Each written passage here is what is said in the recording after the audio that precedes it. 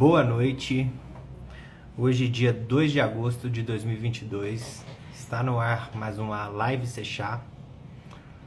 Eu, jornalista João Negromonte do Sechá, estou aqui hoje para conversar com o Dr. Wilson Lessa Júnior, médico psiquiatra. Boa noite, Rafael.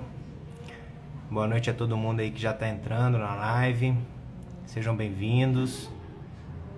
Boa noite, Mirna. Rebeca Cardoso, boa noite, minha querida. Um grande beijo. Boa noite, Leandra. Sanzinha, como sempre, não falha. Está presente em todas as nossas lives. Uma grande honra. O Dr. Wilson Lessa já pediu para entrar, ele rápido, como sempre. Conversar. Boa noite, Marco. A todos aí que estão presentes na live. Deixa eu ver aqui o que aconteceu. Ah, já entrou. Ô, doutor, boa noite. Tudo bem? Olá, tudo bom, João? Então tá bom. Tá me escutando direitinho? Perfeito, alto e claro. Maravilha, doutor. Hoje, como a nossa tradicional live de primeira terça-feira de todo mês, é uma live de perguntas e respostas. Normalmente, quem faz a nossa live é o nosso diretor científico, Dr. Pedro Pierro, mas na ausência dele, a gente sempre conta com o Dr. Wilson Lessa. Eu queria te agradecer, doutor, por você sempre estar assim disposto e dedicar um pouco do seu tempo para nos atender, viu? Muito obrigado mais uma vez. Eu que agradeço, eu acho que essa é a nossa função, né? Ainda mais num tema que é bastante assim, mexido por paixões de um lado e de outro, a gente tem que tentar trazer uma visão assim racional, né? E menos apaixonada de todos os lados, no sentido de trazer o que a gente tem de evidência e o que tem de evidência de preconceito, né? Porque Exato. essa semana a gente está convivendo, essa última semana, assim, foi uma semana bastante difícil a que passou, porque um documento que foi um consenso que saiu da Associação Brasileira de Psiquiatria, é um consenso feito a duas mãos, isso é interessante. Esse documento ele atingiu assim teve uma penetração assim na sociedade muito grande. Então assim vários grupos médicos e vários pacientes assim se questionaram, tá? Teve situações de médicos abandonarem pacientes, médicos que estavam conhecendo sobre o sistema caminóide, já prescrevendo, e de repente voltam atrás porque disseram que o segundo documento da BP não pode para nada, não tem evidência de nada. Então, assim, isso assim, a pergunta, quero, assim, o primeiro ponto é o seguinte, se tiver alguém me ouvindo aqui desse pessoal, de verdade, infelizmente, tá? Esse documento não vai impedir que um adolescente tenha experimentado maconha pela primeira vez, um adolescente. Tá? Mas esse documento já está fazendo um estrago de muitos médicos deixaram de conhecer o assunto e muitos pacientes vão ficar sofrendo mais tempo porque não vão ter acesso a esse produto, porque não vai ter um médico que vai prescrever para ele. Então, assim, lembre-se disso, tá? Vocês que estão ouvindo que são da BP. Vocês não impediram ninguém de utilizar essa substância durante essa última semana, mas impediram e prejudicaram muitos pacientes de terem acesso. Tá? Isso é criminoso que vocês fizeram. Primeiro que vocês agiram com mentiras. Tá? Disseram que nenhuma agência do mundo, agência de saúde no mundo, tem alguma indicação para psiquiatria. Isso é uma mentira. Desde 2013, tá? Já tem duas condições que a priori, não precisa nem ser condição refratária, não precisa nem ser condição para uso compassivo. Síndrome de Tourette, quem conhece sabe que é gravíssimo, que tem pouca coisa que melhora, e transtorno de estresse pós-traumático. Israel já tem isso desde 2013. Para outras condições, para uso compassivo, que se já tentou outras coisas, já tinha essa possibilidade lá também. E em janeiro de 2022, tá, fizeram também, colocaram para o autismo, porque lá já tem evidência suficiente para o autismo para ser primeira escolha também usar canabinoides. E não é canabidiol, não, é canabinoides. O estudo que foi feito lá foi feito com CBD e THC em proporções ali de 26 para 1. Né? E foi repetido esse estudo, não igual, mas parecido aqui no Brasil também, o professor Estácio Amara, aqui da Federal da Paraíba. Né? E aí, no estudo que eles usam, na revisão do Kirkland que eles usam, né, nesse artigo da ABP, eles falam que lá o Kirkland não utiliza nada que tenha CBD e THC, só CBD. Então aí já exclui um monte de estudo. Né? De esquizofrenia, eles usam o estudo que tinha vários braços, eles utilizam os braços do estudo para dizer que existiam 3 estudos que eram negativos, sendo que era um braço de um estudo maior. Então, assim, a gente tem que ter visão crítica sobre as coisas. Então, primeira coisa, eles colocaram 10 itens, tá? O último item dizia que não tem agência no mundo. Agora fizeram depois agência séria. Eu realmente gostaria que o governo de Israel escutasse o que esse povo falou, porque chamaram a agência deles de uma agência não séria. Eles já estiveram lá em Israel para ver o que acontece lá? Eu garanto que não. Tá? Então, sim, olha, desculpa porque eu estou muito chateado com essa história, porque semana passada consumiu a minha energia. A energia para poder ajudar a Associação Pan-Americana de Medicina Canabinoide a responder o documento da BP. Respondemos ali, cada item foi respondido. Tá? Isso tem acesso, as pessoas conseguem achar esse documento de resposta da BP. E eu gostaria de que quem leu o documento da BP pudesse ler o documento também, a nossa resposta, porque eu acho que é muito útil a gente poder discutir sobre essas coisas. Inclusive, a gente publicou essa posição da Associação Pan-Americana de Medicina Canabinoide no Sechá. As pessoas que ainda não acompanharam essa reportagem, entrem, vejam. O nome dela está até aberto aqui comigo. Ela chama assim, ó, Associação Brasileira de Psiquiatria diz não haver evidências suficientes que comprovem os benefícios do uso medicinal da cannabis. Entrem lá. Tem essa posicionamento da Associação Pan-Americana, tá bem legal. Eles questionam termos por termos, questões por questões. O Dr. Lessa participou disso. Mas vamos segurar um pouquinho esse tema. Tá? O pessoal está entrando na live ainda, é um tema polêmico, eu quero escutar sua opinião, sim. Esse tema não só prejudicou o Dr. Lessa, como vários outros médicos psiquiatras pelo Brasil inteiro, tá, pessoal? É um tema muito delicado, porque quando uma associação do nível da Associação Brasileira de Psiquiatria se posiciona dessa maneira, ela causa uma certa desinformação perante todos os estudos existentes hoje em dia. Só na PubMed, para quem não sabe, são 28 mil estudos. A PubMed é uma plataforma de estudos, artigos científicos de medicina, extremamente conceituados e extremamente importante. Outro que o Dr. Lessa citou muito bem agora são os pesquisadores israelenses. Seria uma covardia com eles falar que os estudos deles não valem nada. Então, vamos segurar um pouco esse assunto. A gente vai entrar nele de novo, acompanha a nossa live. Quem está gostando, já clica aqui no aviãozinho no cantinho da tela, compartilha com os amigos, compartilha com os médicos, com os psiquiatras de vocês, que essa live está bem legal hoje, tá, pessoal? Para começar, vou fazer uma breve apresentação sua, doutor, só para quem não te conhece ainda, ficar ciente do quem você é. Bom, o Dr. Wilson Lessa Júnior, ele é médico psiquiatra, graduado pela Universidade Federal do Mato Grosso do Sul. Ele tem título de especialista em psiquiatria, é professor do curso de medicina da Universidade Federal de Roraima, além de pós-graduado em cannabis medicinal pela Inspirali, Weekend e Manoli.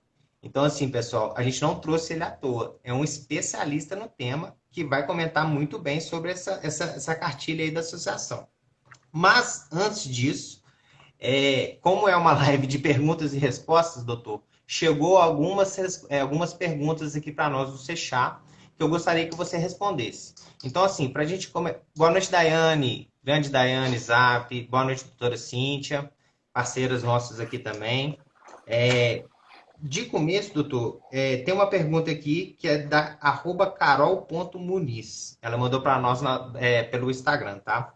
Olá, doutor. Tenho transtorno de ansiedade e gostaria de saber se a cannabis pode me ajudar.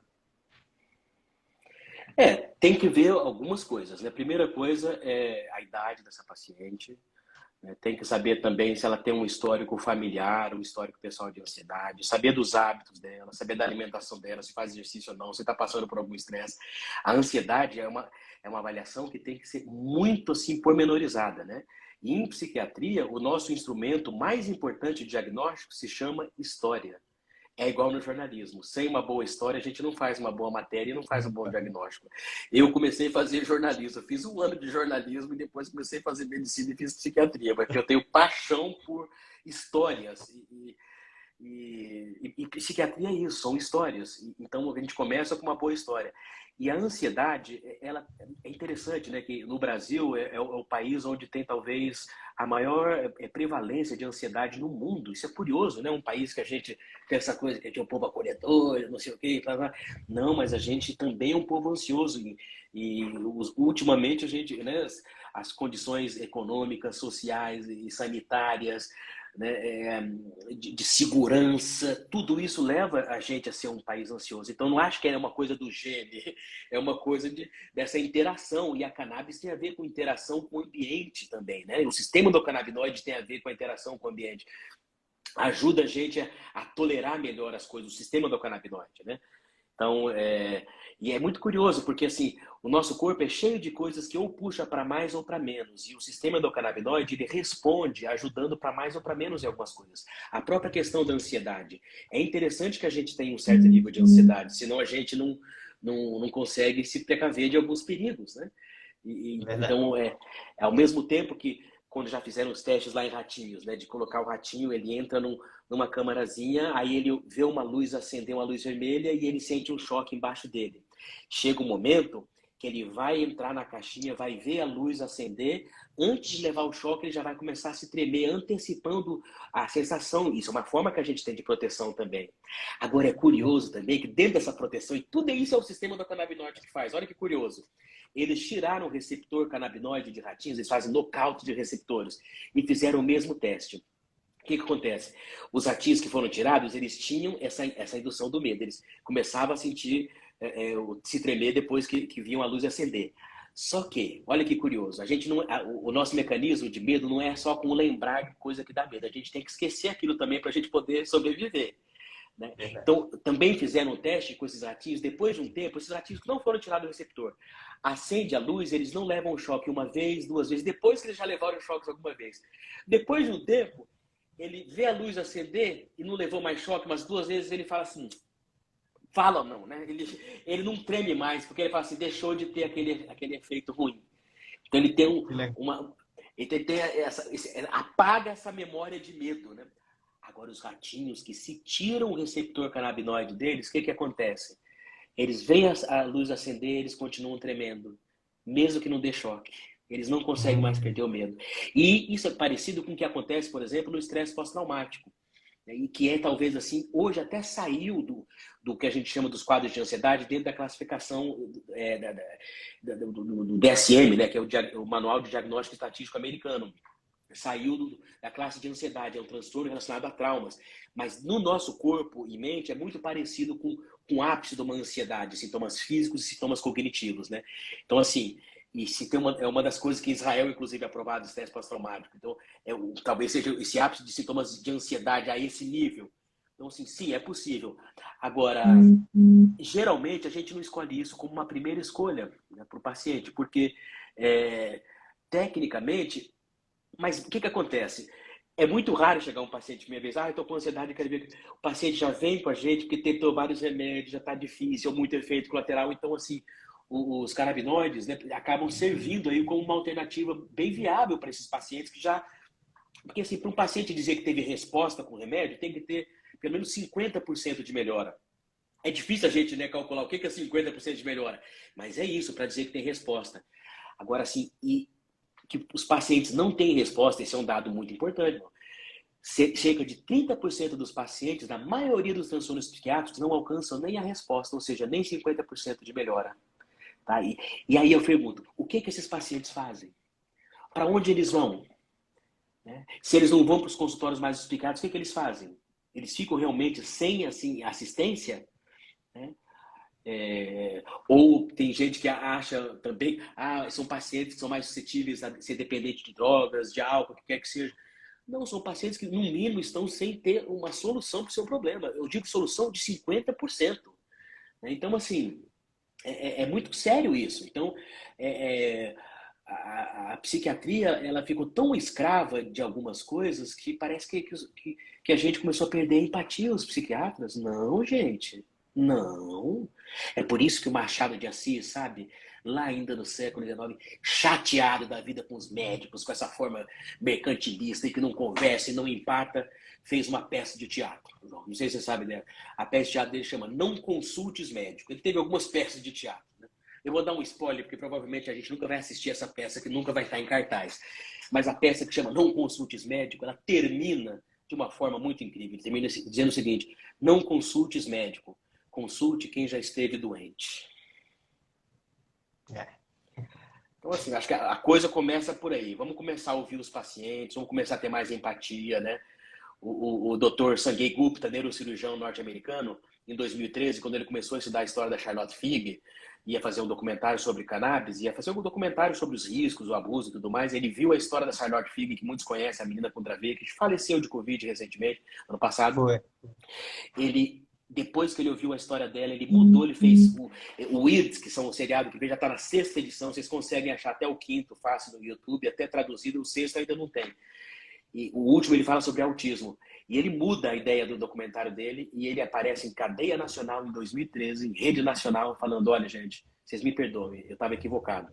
Eu não pesquisei o suficiente, não fui atrás de laboratórios em países menores, não pesquisei e tal, e não dei ouvido ao coro de pacientes que diziam que melhoravam com algum tipo de uso da cannabis. Então o cara pediu desculpa. Isso é honesto, isso é humano, sabe?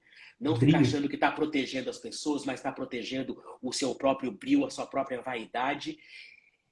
E eu ouso dizer a própria indústria farmacêutica. Porque é muito fácil dizer que não tem conflito de interesses. Mas se você trabalha numa organização que produz um congresso e que tem um pavilhão inteiro de produtos farmacêuticos lá, de gente vendendo remédio, me desculpe, você pode não ganhar R$1, mas você tem conflito de interesses. Com certeza. E esses interesses, né, doutor, ele está aí no mundo que a gente vive, entendeu? É difícil a gente não topá-los, não nos encontrarmos, entendeu? Com eles. A diferença é a gente saber pesá-los e diferenciá-los, entendeu? Fazer com que seja. Eu concordo. O lance é você Andem dizer que ideias não tem juntas. para tentar se esquivar e no fundo você tem. Entendeu? No É, fundo exato. você tem. Esse é o problema. Esse é o problema. Então as coisas têm que É, ficar claras. Até porque esses mesmos aí não estão percebendo o que está acontecendo, a mudança de paradigma nas próprias indústrias farmacêuticas. Quando, exato. quando venceu a patente de canabinoides em abril de 2019, em 6 meses, foi uma procura já. Agora está muito mais avançada a Pfizer, a Sanofi, que era a antiga Abbott, né, Roche, todas elas, Bristol Myers, a Lilly, todas saíram correndo atrás de canabinoides, né? Acho que a BOF, era a antiga Abbott, eles estão com 164 pedidos de patente de canabinoides. Na verdade, isso em 6 meses, né? E até outubro de 2019. Então, assim, o que está acontecendo é uma mudança de paradigma na indústria farmacêutica, entendeu? E assim, essa mudança vai ser dentro dos 10 anos. As faculdades, os cursos não estão acompanhando esse ritmo. E quem vai passar isso para as faculdades vão ser a indústria farmacêutica, e não os acadêmicos, os professores. Então já está começando de uma forma muito errada, eu acredito. Mas está começando, é inevitável. O que o Siddhartha fala desse paradigma agora, da medicina canabinoide para o século XXI, é uma realidade, entendeu? Só que tá caminhando muito por um lado e o outro tá dormindo, todo mundo dormindo. Falando, não, calma, Moroso, né, tem que doutor? Tá conhecer moroso. melhor o sistema do canabinoide, não sei o quê. E não é assim. Exatamente. Mas como é que aproveitando que você entrou nessa questão, como você enxerga assim o futuro da indústria da cannabis no Brasil, por exemplo? Você acha que as grandes indústrias, as grandes farmacêuticas, elas têm poder suficiente para dominar completamente esse mercado? Ou você acha que tem espaço para todo mundo trabalhar nele? Associações e etc. Olha, melhor do que falar eu acho, é falar o que pensa um cara que tá vivo e tá mais antigo nessa pesquisa, tá? O professor Rafael Mechulan tá com 91 anos, tá? Recentemente saiu um artigo excelente contando um pouco da vida dele, das dificuldades da vida dele, né? A vida dele toda foi centrada em pesquisar os canabinoides e atualmente ele está centrado pesquisando os endocannabinoides. Se a planta tem 120 fitocannabinoides pelo menos, a gente também tem 120 endocannabinoides pelo menos. É curioso Endo, essa para conta. quem não Oi? sabe, vem do grego. Endo, para quem não sabe, vem do grego que significa dentro, tá, pessoal? O doutor São está falando moléculas de endógenas canabinoides que a que gente nós mesmo produzimos. produz. A gente mesmo produz, né? Exato. Então, assim, ele, num primeiro momento, ele queria conhecer um pouco da fitoquímica da planta. Foi a primeira fase de estudo dele. Depois, ele estudou os nossos receptores e o efeito dos fitocomponentes no nosso corpo. E agora ele está dando um enfoque muito importante para os endocannabinoides. E aí, quando fizeram essa pergunta para ele, como ele acredita que vai ser aí é o cara para responder, não sou eu. Ele é. Ele disse o seguinte: ele acredita que vão ter 3 coisas. E isso eu acho interessante para responder essa sua pergunta. Ele falou que acredita que vai ter uma coisa muito relacionada à fitoterapia, muito desenhada, os strains conhecidos, porcentagem dos fitocannabinoides, os terpenos, tal, que isso vai ser uma parte de uma medicina disso aí. Né? E isso sem pensar na questão do uso adulto, mas isso pensando nessa questão de medicinal. Que vai ter também alguma coisa híbrida, ou seja, um remédio que vai ter lá um componente com outro componente, né? Israel tem um pesquisador que estuda para o uso para neoplasias, que ele tende a pesquisar sempre em trincas de canabinoides. Então ele escolhe 3 diferentes e vai pesquisando em células in vitro de câncer, e ele está tendo resultados bem interessantes, viu? O professor David Meiri, do Instituto Technion, lá em Haifa, em Israel. E ao mesmo tempo... Me manda esse tudo, hein? Sim. Aí eles acreditam também, ele acredita, o Rafael Mechuro, que vai ter a terceira parte, que vai ser a parte dos endocannabinoides. Ou seja, a gente para conseguir sintetizar os endocannabinoides e conhecer bem como eles agem dentro do nosso corpo, para ser alguma coisa muito mais específica. Então, ao invés de usar necessariamente o produto de cannabis, usar um endocannabinoide, e que já é possível. Hoje em dia dá para fazer manipulado o palmitoil etanolamina, tá? Que acaba sendo um adjuvante importante para controlar a epilepsia. Tem um estudo iraniano do mês passado que mostra que o palmitoil-etanolamina associado ao lítio e à risperidona tem um efeito muito positivo em controlar pacientes bipolares em crise de euforia, mania. É um endocannabinoide, tá? Tem um outro endocannabinoide, a OEA, oleoil-etanolamina, tá? Ele tem uma função para a gente de diminuir nossa fome, dar uma sensação de saciedade sem causar uma dependência, sem causar efeitos colaterais significativos, né? Então, já até é possível fazer manipulado, OEA, né? Oleoil-etanolamina. Tem um outro que o Rafael Mechula pesquisa, a oleilglicina, que ele já pesquisou para ratos e está fazendo pesquisa agora em seres humanos para questão de nicotina. E isso explica por que tem gente que fuma, às vezes, 2 carteiras por dia e para, não sente abstinência nenhuma, ela tem provavelmente níveis de oleoglicina alto que consegue controlar essa abstinência. E outras pessoas que fumam 5 cigarros por dia há algum tempo e param de fumar e sentem uma abstinência maluca. Elas têm menos quantidade de oleoglicina. Isso ele mostrou em ratos. E agora estão testando em seres humanos isso. Então, assim, é um sistema que ele foi feito para adaptar a gente para várias coisas. Então, assim, a cannabis foi um mapa para nos ensinar sobre esse sistema. Por isso que ele chama endocannabinoide. O receptor canabinoide foi descoberto por causa do THC, o ligante dele lá. E, ao mesmo tempo, ele é uma ferramenta e ele está abrindo uma porta para a gente conhecer outras coisas, né? Então, assim, esse é o futuro, né? Então, nós vamos ter planta, vamos ter remédio manipulado e vamos ter substâncias que vão imitar.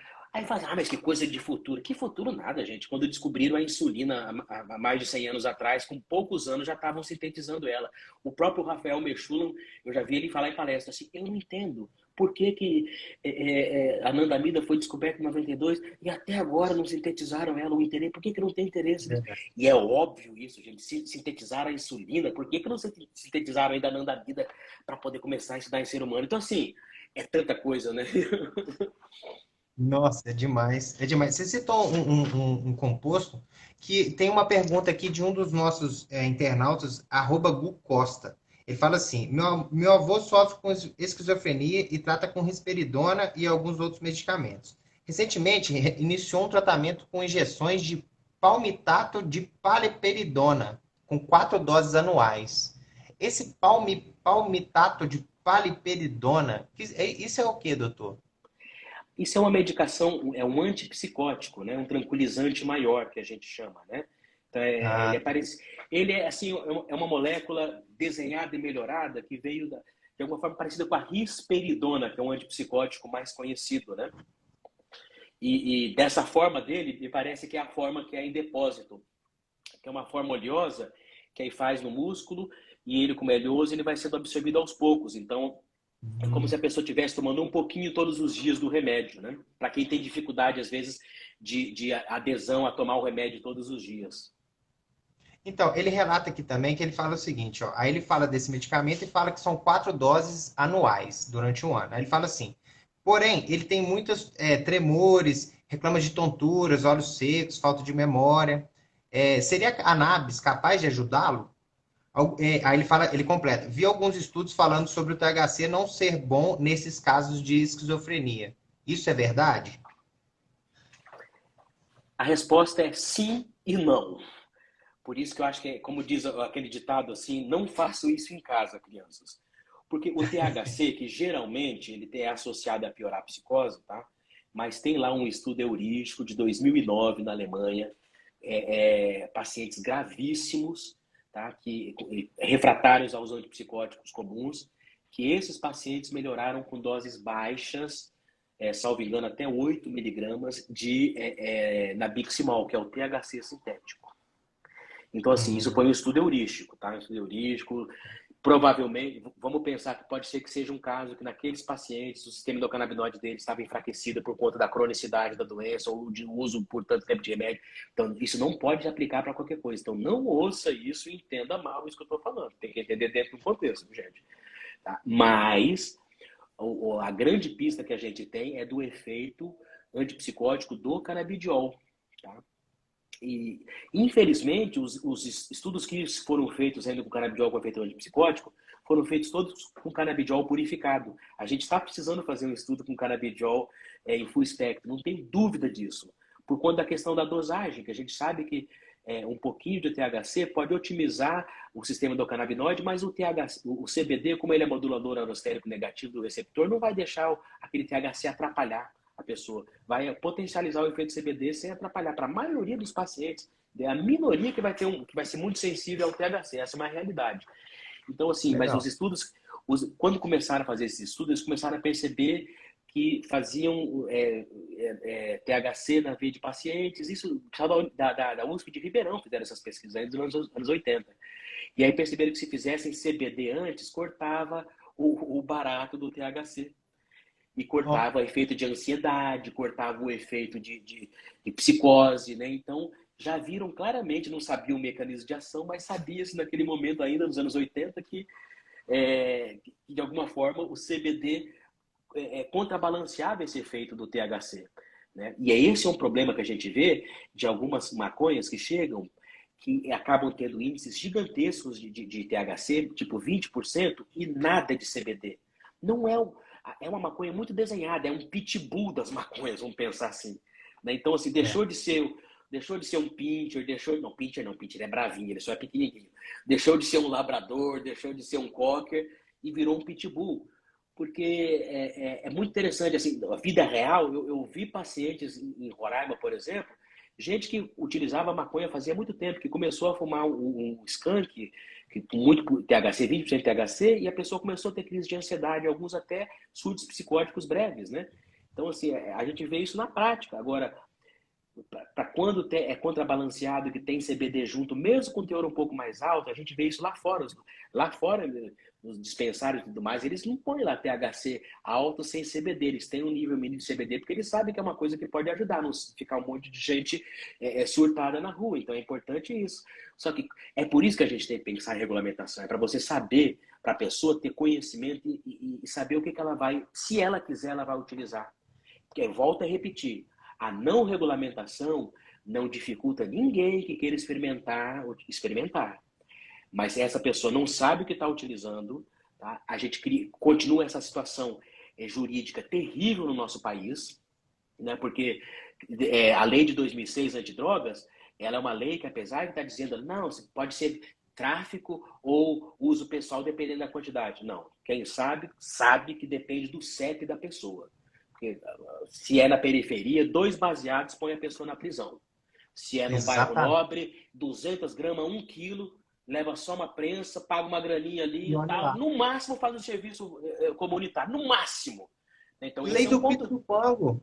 Lei do Pito do Pango, doutor. Parece que a lei que foi criada lá em 1830 pela Câmara Municipal do Rio de Janeiro, que falava o seguinte: o negro pego com determinada quantidade de maconha, ele era preso e às vezes até condenado a chibatadas, enquanto o branco pagava 20 contos de réis e estava liberado.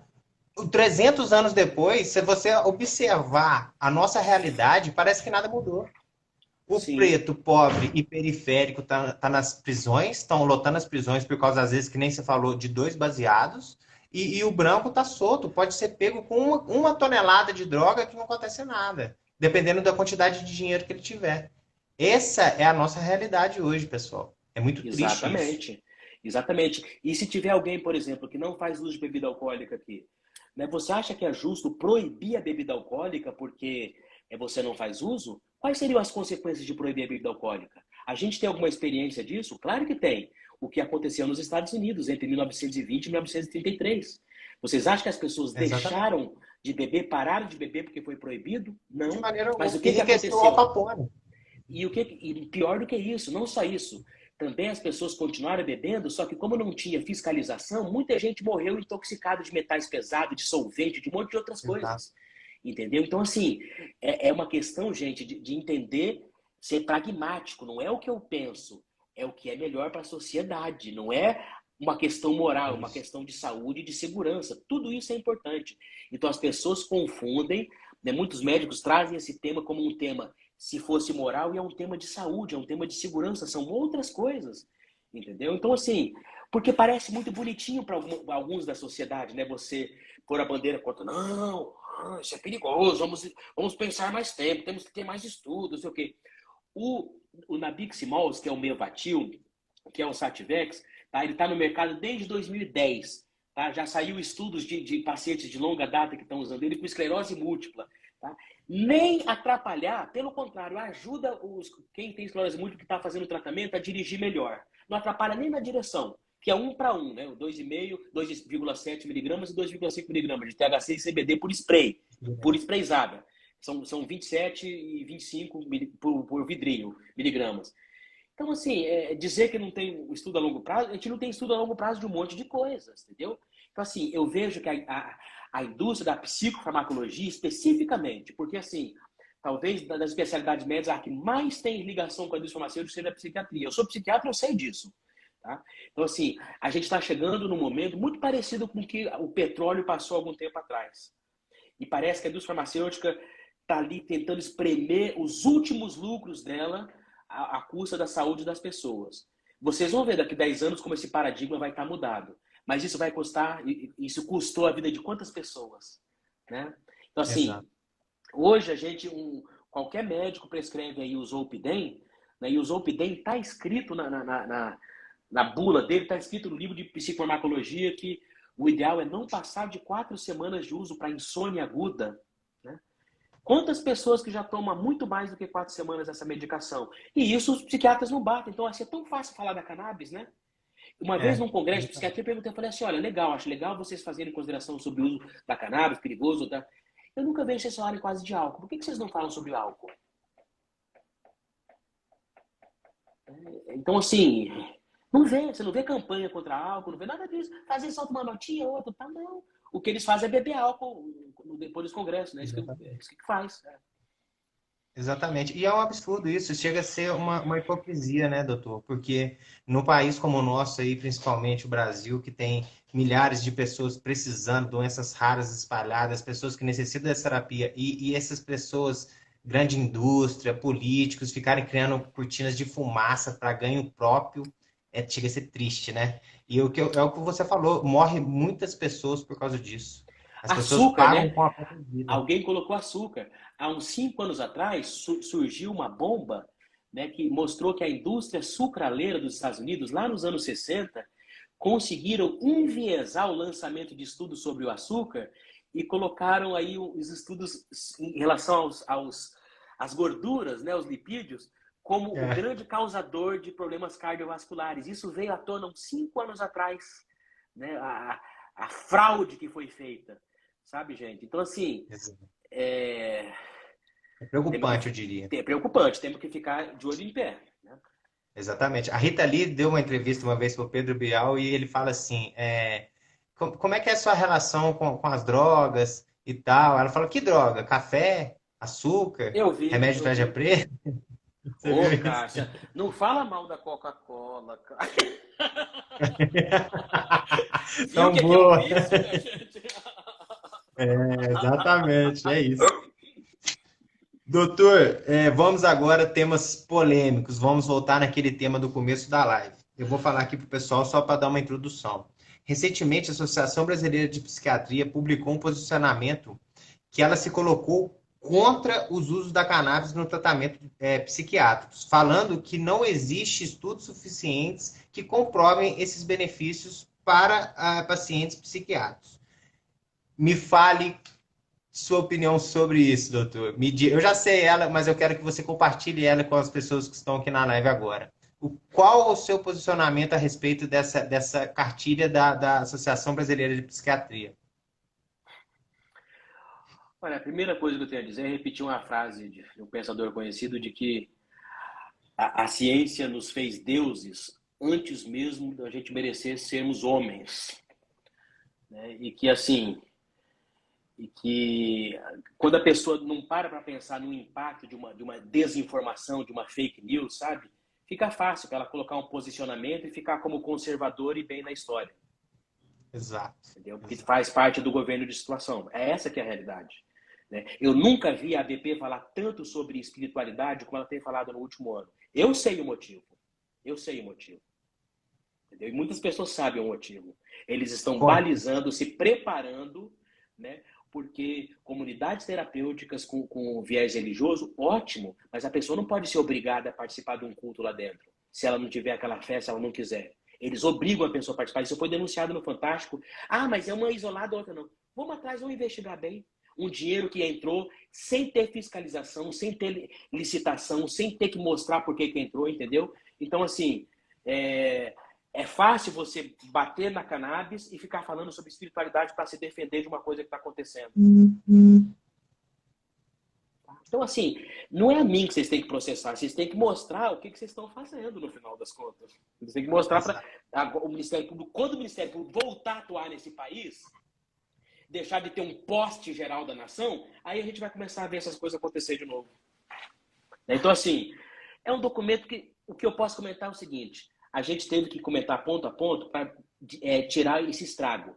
Mas, assim, os argumentos são argumentos fracos, frágeis, baseados basicamente naquele estudo do Kirkland, que só considera canabidiol purificado, enviesa para a pessoa considerar de ele coloca 4 estudos, sendo que um é positivo e 3 negativos, sendo que os 3 negativos faziam parte desse, um negativo era só um braço daquele estudo para ver a imagem cerebral. Eles disseram que foi negativo, mas em si o estudo funcionou muito bem.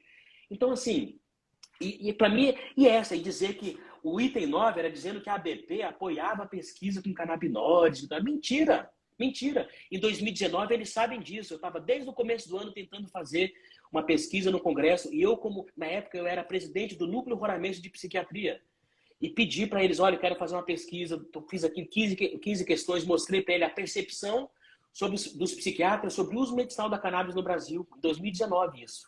Tá? A Anvisa já tinha aprovado, já tinha resolução sobre isso. Resultado, me enrolaram até a época do Congresso, tá? Não consegui publicar o estudo. Tá? Na última hora, a universidade, que precisava ter a aprovação primária da ABP, no dia do Congresso, eles me deram o Comitê de Ética da Universidade me deu uma autorização assim excepcional, mas ia depender da ABP autorizar eu fazer a pesquisa lá. Gente, na hora que eu fui falar, não, vamos ter que passar numa comissão só no ano que vem. Eu falei: gente, vocês estão brincando comigo, né? Vocês estão brincando comigo. Trouxe 2 acadêmicas aqui para poder fazer o trabalho, tá? Estamos aí com os termos de consentimento. Aí elas perguntaram: e agora, o que a gente faz? Eu falei: sabe de uma coisa? Nós estamos com os termos de consentimento. Vocês conversem com cada psiquiatra. Se eles assinarem, depois a gente vê se eles vão dar autorização. Se eles derem autorização, a gente publica. Resultado, a gente tem 105 termos de consentimento livre e esclarecido assinados, 105 pessoas responderam, psiquiatras, lá em 2019. Eu sei das informações, não posso passar as informações, porque aí eu não tive essa autorização e não posso publicar. Então, assim, é isso. Cara, que eles falam que é apoiar uma pesquisa. O item 9 que está lá é a minha história, o que eu passei. Um ano depois eu recebi uma mensagem, um e-mail deles dizendo assim: olha, você pediu a pesquisa lá, nós estamos informando agora que você cometeu um delito ético grave porque levou 2 alunas e fez uma pesquisa sem nossa autorização. Falei: mas olha, eu realmente fiz isso mesmo, mas porque eu estava tentando desde o começo do ano explicando para vocês que eu precisava de uma autorização prévia e vocês dizendo que não, que tinha que ter a autorização do meu comitê primeiro. E eu mandei até a norma da plataforma Brasil para vocês fingiram que não me ouviram. Então, isso que é apoiar a pesquisa não era nem com canabinoides, era para saber a percepção dos psiquiatras. Mas sabe o que eu entendi? É uma pesquisa bombástica depois que eu li a pesquisa. É bombástico, porque mostra que não sabem nada. Não sabem nada, exatamente. Entendeu? Então talvez seja mais perigoso mostrar que eles não sabem nada do que fazer uma pesquisa sobre canabinoides. É isso, né? E normalmente a desculpa dessas pessoas negacionistas são essa, né, doutor? Que fala, não, porque é as mais chulas possíveis, possíveis. Ah, é porque é droga de entrada para outras drogas, é Isso porta não é de provado, entrada. pelo contrário. Está cada vez mais Exatamente, provado que é droga de saída. É o que está ajudando nos Estados Unidos o povo sair do opioide. É, exatamente. é. Inclusive, veteranos de guerra nos Estados Unidos utilizam dos canabinoides para poderem tratar de traumas de guerra, pessoal. Traumas de guerra, coisas pesadas, assim, eles estão se utilizando, tem institutos lá para esses veteranos que está dando muito certo essa pesquisa lá. Na verdade, isso desde a guerra do Vietnã, né? Foi quando a É, cannabis foi levada de uma forma mais massiva para os Estados Unidos, foi no movimento de contracultura no final dos anos 60, a guerra do Vietnã, exato. lá era comum, é de lá a planta. No final da guerra do Vietnã, João, tinha 50% do efetivo militar nos Estados Unidos, lá no Vietnã, fumava maconha todos os dias, para aguentar as agruras da guerra. Exatamente, e tem fotos, vídeos, isso aí, é só procurar na internet, vocês vão achar isso aí que o doutor está falando. Inclusive, tem uma pesquisa muito interessante, eu queria que você comentasse sobre ela também.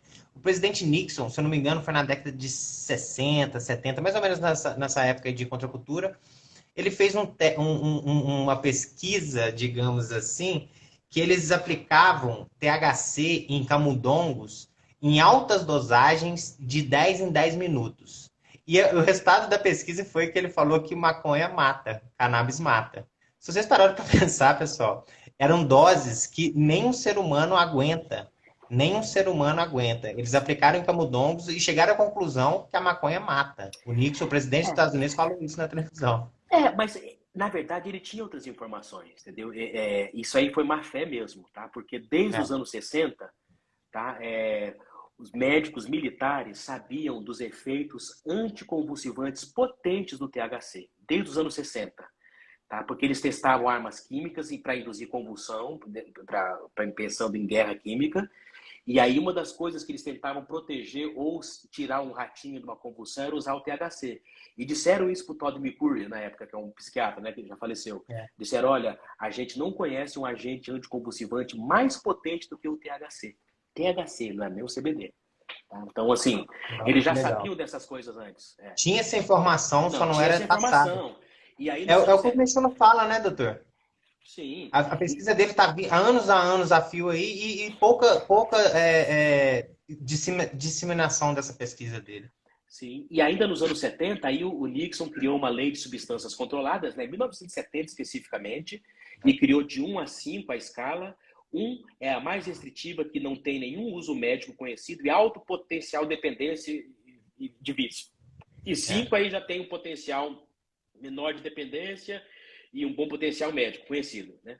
A cannabis, quando ele fez a lista, ele ficou na lista 1. Pra você ter uma ideia, a cocaína boazinha ficou na 2, que já tem uso médico conhecido. Né? Os congressistas, vários congressistas e associações médicas na época, que já sabiam algumas coisas da cannabis, falaram assim, olha, tem que tirar a cannabis da lista 1, presidente. Isso está equivocado. Aí falou, tá bom, vamos montar uma comissão, então. Aí chamou o Sheffer, que era um ex-governador da Pensilvânia, um cara promotor, um cara super conservador para fazer o relatório. O cara demorou 2 anos para fazer o relatório, fez uma coisa impecável, assim, a nível médico, de segurança, de vários aspectos. Chegou para o Nick e falou assim, olha, tem que descriminalizar, não faz mínimo sentido essa substância. É uma substância que tem seu risco, mas o risco maior dela é ficar proibida. Então, você tem... E para pesquisa, ela tem nível médio, tem isso, isso e isso. O Nixon sentou em cima e 52 anos depois nós estamos aqui. Até Ainda. hoje, eu falo isso agora, até hoje estamos na E é mesma. por isso que lá nos Estados Unidos nunca foi liberado o Sativex, porque o É, THC dele é da planta. Mas lá tem 2 THCs que foram liberados ainda nos anos 80, um de 85 e 86, THC sintético. Um é lista 2, que é o em gotas, que é mais perigoso para eles, e um é lista 3, que é o hidrágia, em hidrágiazinha, hidrágia de gel. Então tem é. THC, que é a lista 2 e 3, e o Sativex, porque é o THC da planta, fica na lista 1, então acaba sendo proibido. Então, assim, pensa numa lei esquizofrênica, é a lei americana em relação a isso, porque são leis estaduais, nível federal. Então, assim, a gente está vendo esse parto, né? Um parto que está demorado aí, né? Trabalho de parto É. demorado. mas vai acontecer inevitavelmente uma hora ou outra. E a gente não tem que ficar com medo disso, gente. A gente tem que entender que, puxa vida, se a experiência de proibir álcool foi péssima para os Estados Unidos, por que, que a experiência de ficar proibido uma substância que deve ser controlada, sim, eu acho que sim, é justamente por isso, porque ela é uma planta poderosa. Agora, se a pessoa, se ela vai ter direito ou não de ter 5 ou 6 plantas de casa, ótimo, tomara que sim, mas ela tem que ser regulamentada, porque senão é mais perigoso deixar ela às sombras do que qualquer outra coisa. É simples assim, gente. Exatamente, porque senão o governo não tem controle sobre isso. E você falou muito bem no começo dessa live hoje, eu quero repetir essa frase do Dr. Lessa. Ele falou assim, não regulamentando que você vai impedir a pessoa de fumar maconha. Isso não É existe, aquela coisa, pessoal. é a história do documento, né? Que impacto esse documento vai ter para um adolescente que está querendo experimentar maconha? Nenhum, nenhum, Ele vai nenhum. experimentar independente desse documento. Agora, já está tendo o impacto de pessoas que estão voltando atrás, de médicos com receio e de pacientes não tendo a assistência que deveriam no tempo que precisavam. É isso, gente. Então, assim, temos que ser pragmático, né? Como É, disse o Nicolau Maquiavel, os preconceitos têm raízes mais profundas do que os princípios. É isso, é isso. A gente é não isso. consegue lidar com os princípios da pessoa. Quem é cara de pau, quem é crápula, não vai mudar isso. Os preconceitos, com conceitos a gente pode ajudar. Tá? Então eu espero que muita gente que tem preconceito possa ser ajudada com conceito. Abra o seu coração para ouvir, abra o seu coração para ouvir um paciente, né? E entender que a melhor coisa é você não precisar para poder apoiar essa causa. Converse com o paciente, converse com alguém que já teve uma ajuda, né? Com alguém que tem uma mãe, um pai com Alzheimer, que não curou Alzheimer, mas que está conseguindo lidar muito melhor com o pai e com a mãe. Com alguém que tem um filho, uma filha com autismo, que também não curou autismo, mas que está muito melhor para lidar, está conseguindo focar melhor nas terapias. E esse eu acho que é o grande lance para o autismo, por exemplo. Não é que a cannabis, o canabidiol ou o THC cura, não. Ele ajuda, facilita a pessoa para a terapia, que é o padrão ouro para estimulação para um autista. Ajuda a ficar mais concentrado sem ficar dopado. As medicações que tem, as mais usadas, risperidona e aripiprazol, até acalmam boa parte dos pacientes. Só que às vezes acalmam demais e o paciente não consegue se concentrar, prestar atenção na terapia, que é o que vai ajudar ele para valer. Verdade. Doutor, tem uma pergunta aqui, deixa eu ver aqui, que eu achei ela interessante. Doutor, poderia falar sobre as pesquisas que apontam a cannabis como gatilho para o desencadear de surtos psicóticos e esquizofrenia em adolescentes? Sim, existem esses estudos, né? Esses estudos eles não conseguem assim ser cegados só com cannabis. Você não vai conseguir estar, assim, olha, não usa álcool, não usa êxtase, não usa outra substância. Você não vai conseguir fazer isso. Mas são estudos que existem e a evidência que a gente tem hoje é de que para pessoas vulneráveis na adolescência, vulneráveis, ou seja, que tem uma pólvorazinha ali genética disso, o THC em dose alta pode desencadear uma crise psicótica na pessoa, para quem tem vulnerabilidade. Ou seja, é aquele palitinho de fósforo que cai ali onde tem pólvora ou que cai onde tem areia e pólvora, mas vai acontecer alguma coisa. Mas o palito pode cair também em areia. A gente não sabe quem é quem nessa história. Então, assim, por conta do efeito, não de destruir neurônio, mas de promover crescimento neuronal e de sinapses, ou seja, o efeito sinaptogênico dos canabinoides, não é interessante em cérebros neurotípicos, ou seja, em cérebros normais de crianças e adolescentes, o uso de THC principalmente, porque ele pode estimular essa neurogênese, essa sinaptogênese, e para quem está precisando ter uma poda neuronal, isso pode ser devastador, né? Então, e que tem uma suscetibilidade. Então é basicamente isso. Agora, para um cérebro que não é neurotípico, que tem uma hipofunção de endocannabinoides, que já tem estudos mostrando isso em relação ao autismo, por exemplo. Você usar canabinoides numa criança ou adolescente é diferente, porque o cérebro daquela pessoa tem uma função endocannabinoide hipossuficiente, né? Mas por isso que assim, é interessante sempre ter isso com alguém que conhece, algum terapeuta que acompanha, eu acho que isso é importante. Né? Legal. Uma última perguntinha, a gente já está chegando aqui nos minutos finais. Eu vou fazer porque eu vi que essa pessoa está na live aqui também. É da arroba Helen_Marques520, pergunta o seguinte. Sobre os pacientes com ansiedade severa e ou depressão, é imprescindível a presença do THC na fórmula? Não necessariamente, né? Assim, eu vi uma outra pergunta ajudando a responder isso. Eu não acho que os canabinoides, assim, para muitas patologias, são ali a bala de prata. Não, eu acho que é uma ferramenta importante. No TAB, por exemplo, a experiência que eu tenho tido é o quê? E assim, se tiver algum psiquiatra aqui me assistindo, entenda bem o meu pensamento. O que, que a gente tem para poder tratar a ansiedade no paciente bipolar? Aumentar quetiapina para poder ter um risco metabólico do paciente? Encher o paciente de benzodiazepínico, Rivotril, Alprazolam? Meu, uma alternativa muito interessante é o canabidiol em doses ali de 30, 60 miligramas, 90, até 120 miligramas ali, canabidiol full spectrum, tá? Porque você não vai ter o risco de uma virada maníaca quando você usa um antidepressivo para tratar a ansiedade num paciente bipolar. Você vai ter menos impacto de efeitos colaterais, principalmente na libido, que os antidepressivos são terríveis para isso. Quando a pessoa está muito no buraco, ela nem presta atenção nisso. Depois que ela melhora, ela começa a prestar atenção como o antidepressivo atrapalha a libido dela. Tá? E se você, psiquiatra, nunca tomou antidepressivo, não fala nada, porque eu já tomei e sei que acaba com a libido da gente. Entendeu? Então, sim, não consulte os médicos, Experiência consulte quem já própria. esteve doente. Então, é muito fácil você falar, não, tranquilo, depois melhora. Não melhora. Para muita gente é um efeito colateral chato. Então, assim, o canabidiol é uma ferramenta interessante para ajudar na ansiedade de várias patologias, porque a ansiedade ela tende a ser muito mais uma comorbidade do que uma patologia única. Então, é muito comum a pessoa ter depressão e ter ansiedade associada. Muita pessoa ter o TAB, o transtorno bipolar, e ter ansiedade associada. Ter o TDAH e ter ansiedade associada. Então, assim, o canabidiol, principalmente, e eu digo assim, com segurança para criança e adulto, para ansiedade pode ser muito interessante como adjuvante, assim, no mínimo como adjuvante. Tá? Então, isso eu acho que a gente deve considerar. Ou você vai preferir ficar usando Zolpidem e deixa os pacientes descobrirem que você está usando um remédio que você não falou para ele que só podia tomar mais do que 4 semanas. Tá? Nos Estados Unidos isso não acontece, os médicos vão para o pau com isso. Aqui não, os médicos são deuses, têm liberdade para fazer o que querem, desde que não seja prescrever canabidiol, porque aí prescreveu canabinoides, aí o bicho pega. Aí Aí a desce a história. tropa de elite. Como é que Só mais uma pode, né, coisa. doutor? Só uma coisa. Diga. O, a estimulação que se faz na eletroconvulsoterapia, que é um método muito questionado e tudo mais, mas para alguns pacientes deprimidos graves, para gestantes e para idosos, isso é bem conhecido, já bem estudado. É um método de escolha, desde que faz com anestesia, o método é bem adequado, tá? E assim, a psiquiatria sofre com o estigma disso com eletroconvulsoterapia. Vocês não param para pensar nisso, não, gente? E vocês estigmatizam o tratamento da mesma forma que estigmatizam a eletroconvulsoterapia que os psiquiatras fazem? Tá?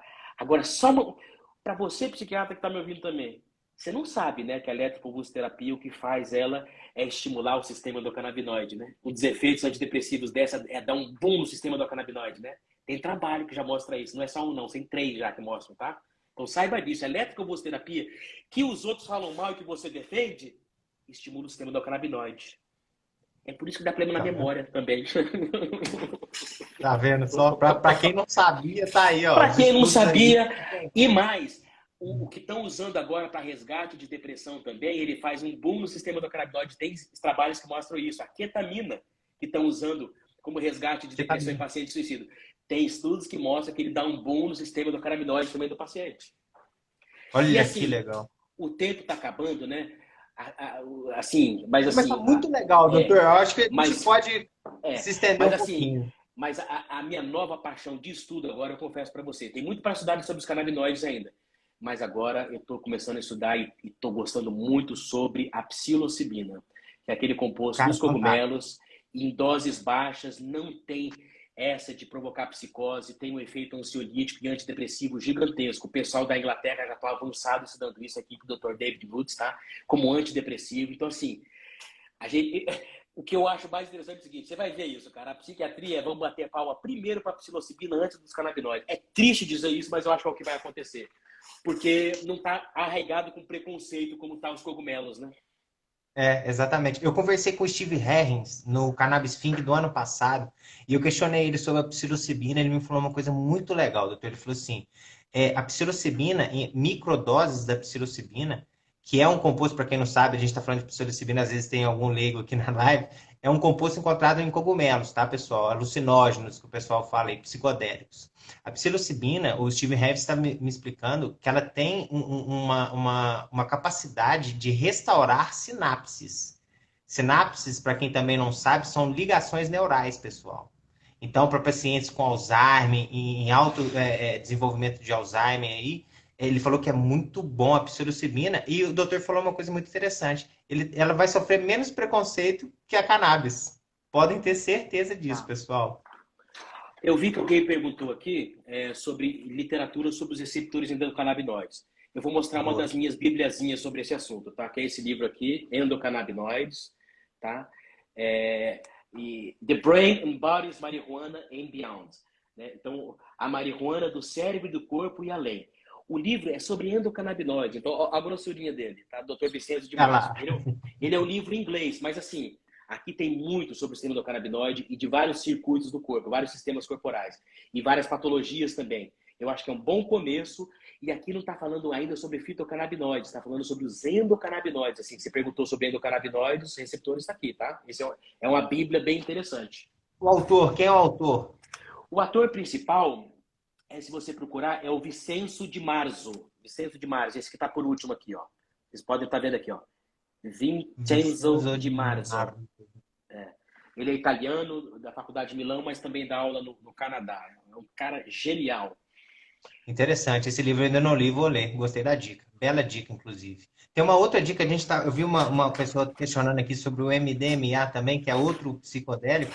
Tem uma dica que a gente, inclusive, postou no Seixas no sábado, que é um documentário na Netflix que chama Como Mudar Sua Mente. Porra, muito Excepcional. legal, muito legal. Quem tiver a oportunidade, assista esse documentário.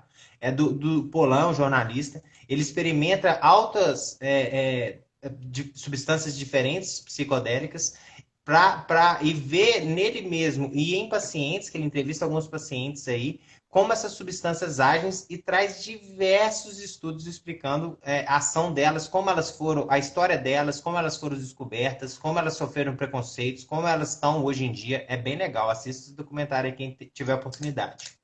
Essa é mais uma dica.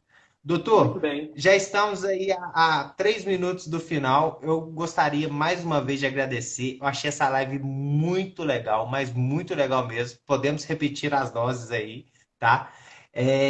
Gostaria de agradecer em meu nome, em nome do Seixá também, por você ter disponibilizado um pouco do seu tempo aí, do seu conhecimento, compartilhado um pouco do seu conhecimento. Gente, Dr. Lessa é um monstro, tá? Ele é um monstro. Por favor, procurem ele. Quem tiver mais interesse, sigam ele nas redes sociais, tá? E acompanhem também. O Lessa está sempre aqui no Seixá conosco, fazendo lives, dando entrevistas, ajudando a gente aqui na composição de matérias. Então acompanhem esse cara que é muito bom. Estão falando aqui até nos comentários, ó, live excelente e batendo palminha. O Wilson Lessa Júnior, ele mandou aqui para nós aqui o arroba dele. Sigam esse cara, tá? Muito legal mesmo. Doutor, muito obrigado. E eu vou deixar esses minutinhos finais para você com o microfone do Seixá aberto para você falar o que você bem quiser, tá bom? Não, eu vou falar aí uma frase também do Albert Sabin, né, o cientista que descobriu a vacina da polio, né? E ele disse lá muitos anos atrás, o conhecimento, aliás, o cientista que também é um ser humano, não pode descansar enquanto o conhecimento que pode diminuir o sofrimento humano descansa nas prateleiras. Isso é muito sério, sabe, cara? Isso aqui me faz lembrar da história do Dr. Todd McCurry, que quando foi trabalhar no final dos anos 60 no Instituto Nacional de Saúde dos Estados Unidos, mais especificamente no setor que pesquisava o abuso de cannabis, ele teve conhecimento de diversos documentos confidenciais sobre estudos de cannabis desde o século XIX e ele lançou esse livro aqui, ainda em 72, chamado Marijuana Medical Papers. Aqui, ele foi que trouxe a história do William Chaucer. Ele descobriu o trabalho lá de 1843 do William Chaucer, aquele médico irlandês. Né? É um livrinho grossinho também. Então, esse livro aqui, para mim, é uma das relíquias, porque mostra que teve gente lá atrás que batalhou, entendeu? Então, isso me dá um gás para não ficar assim preocupado, sabe? Em ser uma voz que fala alguma coisa talvez diferente um pouco do que o establishment que a gente vê. Mas, assim, eu digo uma coisa para vocês. Quando a gente tem assim, confiança no que a gente está fazendo, quando a gente vê o impacto que está tendo na vida de muitas pessoas, não é uma bala de prata, não cura todo mundo, não é isso que acontece, não cura, não é essa ideia, mas ajuda para muita gente. Quando a gente vê esse impacto, se a gente ficar quieto, João, aí eu já acho que a gente vai estar sendo negligente. Aí você pode escolher ficar igual o macaquinho, que é não querer ouvir e não querer ver. Eu não, eu fui atrás de ouvir e de ver. Desafio para você, psiquiatra, que está me ouvindo, que ainda não entendeu isso. Vai atrás de conversar com as pessoas, vai atrás de estudar, de verdade. Não fica ouvindo só o que chega para você de duas pessoas dizendo que é um consenso. Tá? Leia o documento da PMC, leia a resposta, que você vai ter algumas respostas importantes para você. É isso. Muito obrigado mais uma vez. Fico na paz, minha gente. Querido, obrigado mais uma vez. E o pessoal que perdeu a live, eu vi que teve pessoas comentando aqui, pô, acabei de chegar e tal, não sei o quê. Essa live vai ficar salva no nosso feed aqui do Instagram, tá, pessoal? Acompanhe o Dr. Lessa também nas redes sociais, ele postou o arroba dele aqui. Essa live também vai para o YouTube depois do Sechá. Quem quiser, assista. E outra coisa, o doutor falou agora no final, eu achei muito interessante. Busquem o conhecimento, profissionais médicos, pacientes, todo mundo que tiver interesse nesse ecossistema da cannabis, ou seja, no ecossistema dos psicodélicos, dentre outras alternativas de terapias aí que estão no mercado agora, e sempre estiveram, só estão aparecendo mais, busca o conhecimento. Ele é gratuito na maioria das vezes, a internet está aí para nos auxiliar. Busque ler livros, o doutor deu altas dicas boas aqui hoje, eu anotei as dicas, inclusive, dos autores. Depois eu vou conversar com ele aqui no particular, que eu quero saber mais. E é isso, pessoal. Muito obrigado mais uma vez. Boa noite para todos. Um beijo. Valeu, doutor. Boa noite. Valeu, boa noite.